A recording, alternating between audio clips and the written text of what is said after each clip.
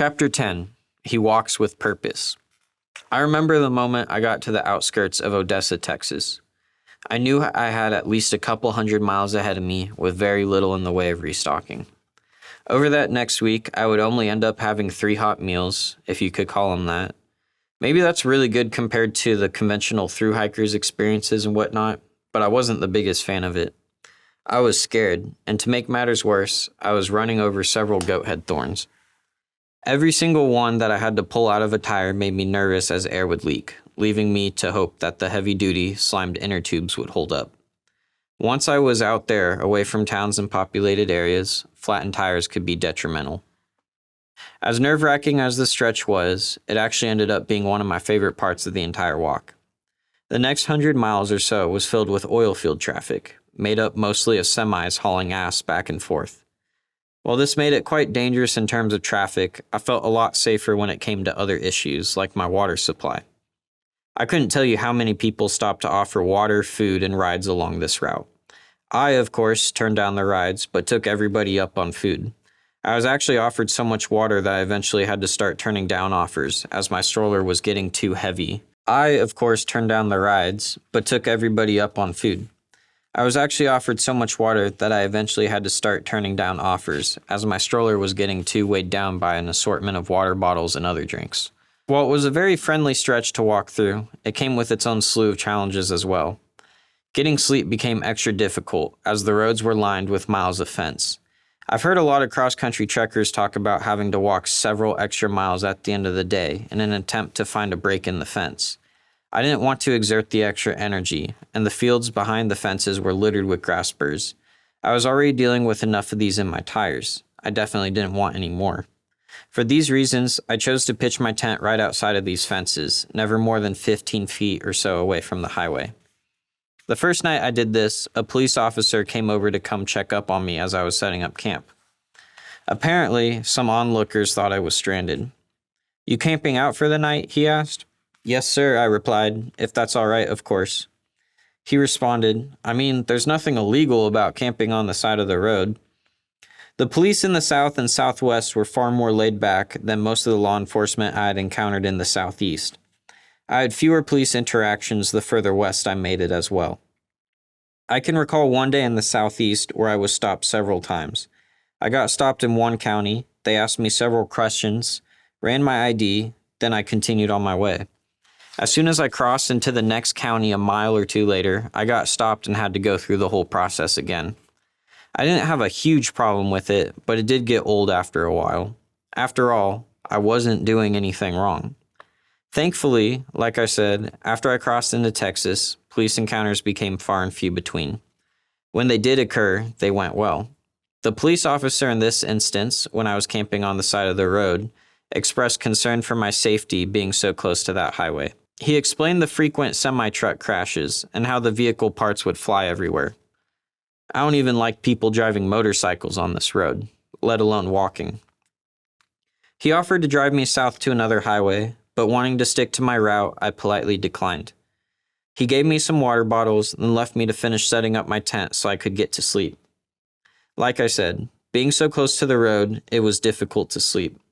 At this point on the walk, I was hearing the sound of traffic 24/7. I had heard it throughout the day while I was trying to sleep, and it was the first thing I would hear when I was waking up. Traffic never slowed down out there. Those trucks were constantly traveling back and forth.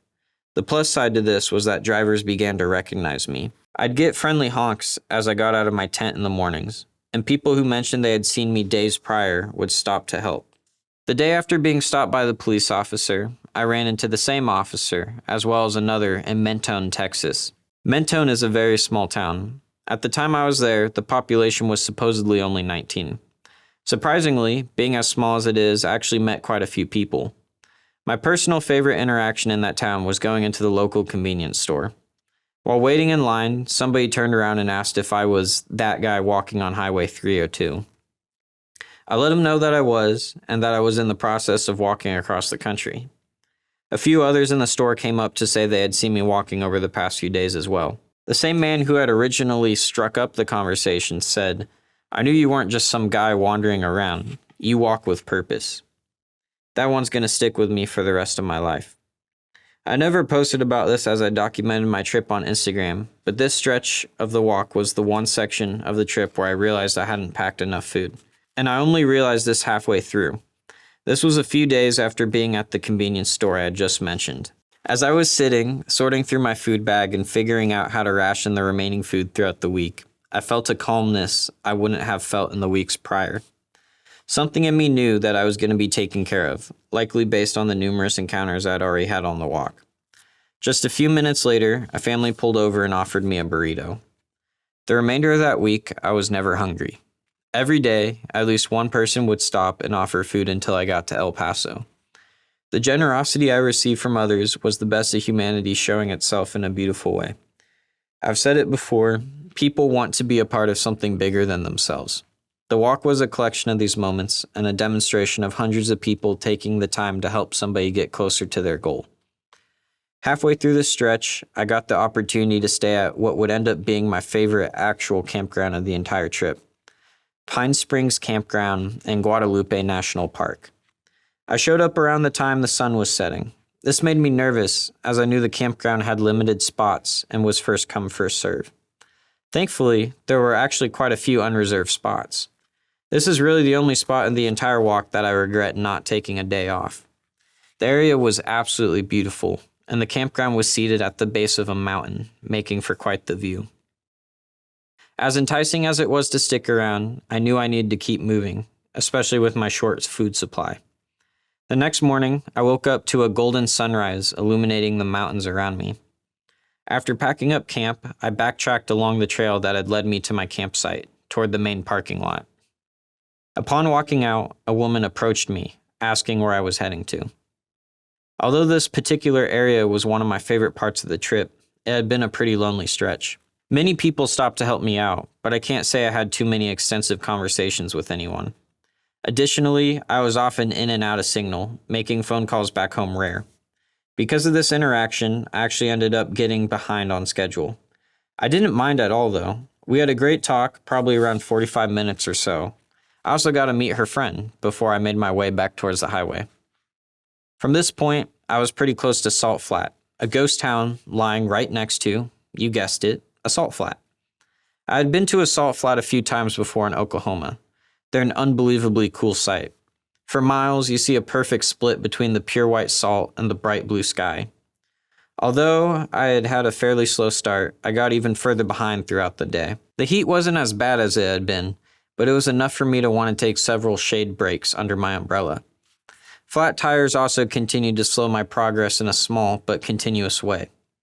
Once I made it to the salt flats, I noticed several cars pulled over alongside the highway. People were going out swimming in the salt water.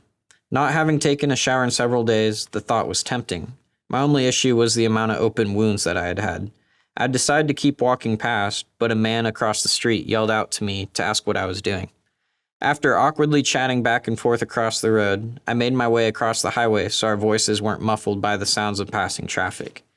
I ended up really connecting with a couple from El Paso and their kids who were out for a weekend trip. We chatted for a while, and on top of that, they offered me a lot of food. Another example of people helping during the week that I otherwise would have gone hungry.